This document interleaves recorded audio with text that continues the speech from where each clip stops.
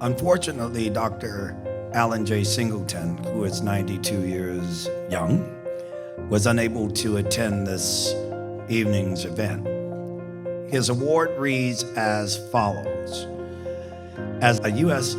Army veteran, for over 60 years of selfless dedication of your life's mission to the betterment of all you engage through education, mentorship, charitable giving, you personify all this award embodies compassion, empathy, and understanding. On Dr. Alan J. Singleton's behalf, I will accept this award as his mentee. Thank you all so much. Let's give our honorees a round of applause. First of all, I'd like to thank you for the honor that you have bestowed upon me here. As far as I'm concerned, it was the honor to serve in the United States Army. Although I was saddened in the beginning, but at the end, I was happy to do what I could do at the time.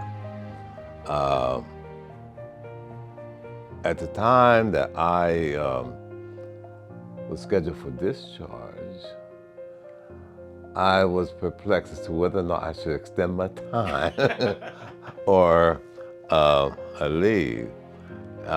Even down the captain, the head of the company, was begging me to stay and that I would get a big promotion and everything. Mm-hmm. And I had a certain amount of time after I got discharged to come back in and what have you. However, I didn't do that. I stayed out and went back to school to finish my education, which, as a consequence of being in the Army, afforded me the privilege of doing because I was then qualified for the Veterans allowance, education allowance, to go back to school. So that was a blessing for me. Excellent, excellent. Mm-hmm. So, tell us a little bit about your career after you left the military, and I believe that you were an educator. Yes, I was an educator, and I must say that it was hard back in the days. I was born in the Depression, and people were poor, and they didn't have financial aid and all these things they have today. Mm-hmm. So it was the Army, after I got out, the GI Bill, that helped me complete my education. Okay. So for that, I am eternally honored and pleased. And so you got your education, right, and you became an educator? I became an educator. I started out teaching in Annapolis, Maryland. Okay. And then I came to New York. And here where I stuck, I came to New York to teach in the public schools. Mm-hmm. And I was in the public schools here for about 8 years. Before I got a teaching job at Essex County College. Okay. And I was there for 25 years. But while I was there, I did adjunct at New York, at the New York City Technical College here. Okay. And also at NYU. And I enjoy all of my experience, whether it was public schools and college. I enjoy all because I have some very memorable moments of the young people, particularly I taught in what they call disadvantaged school in Harlem and everything. Okay. So I did enjoy that. Now, when you were on the collegiate level, what were some of the positions you held there? Department chair, vice president of academic affairs, dean school of business, vice president for student affairs, director of academic computing, and I've enjoyed them all very much. And I gave my best to each position I was in. Exactly. So during your tenure in education, did you run across some veteran students that you worked with? I have come across a number of veterans who were students, both at Essex and at Medgar Evers College. Okay. What I enjoyed about Essex, they emerged after the riots in Newark. Oh. What year was that? It was in the 60s? It was. It was in, okay. Yeah, it was in the 60s, and I think the planning for the college started around 65, 66. They opened the doors in 68. And what I liked about it was the first time that the guys, and particularly and black guys, had an opportunity that they never thought they had to go to college. It was because of the nature of the community college. Because the community college, they also had remedial courses there to bring you on par, whereas Rutgers and NJIT didn't, and they would not accept you. Exactly. But however, we have developed a beautiful relationship with those two schools in particular, that many of our students transfer after complete their 2 years there. Let me ask you a little bit about yourself now. I know that you're working on a book. It's going to be coming out soon. Can you tell us a little bit about your book that you're going to be publishing? I think it's going to hit the shelves in, December? Hopefully December or January. In fact, I have to do the last editing part right now. Okay. I got yesterday, the final approval and what have you. So I'm hoping this will be the last edit, which is due next week. Okay. My book is dealing with my dreams.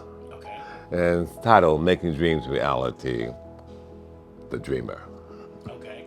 And so I talk about my life basically from the time I was born and the prejudices and other problems I had growing up in a small mill town. Milltown. Yeah, mill town in Pennsylvania. Oh, wow. Okay.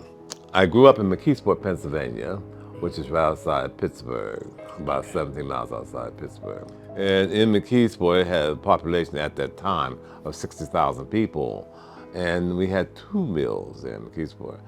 And everybody was pushing me to the mills instead of going to college. But you never got any encouragement, even from your teachers, you know. All you're going to do after graduation is get a job in the mill, which most black people did. Yeah. But I guess I've always been a little different that way, you know. It was like even while I was in, 6th grade or so, I started studying the violin. Oh, wow. Okay. On your own? Well, no, they had a program at school. I had to get the violin. Okay. So I had to massage my parents in order for them to buy me a violin. Okay. And so I did take violin lessons in school. When I got to the 9th grade, I was able to get a job at age 14, get working papers part-time. Okay. And then I took private lessons and what have you.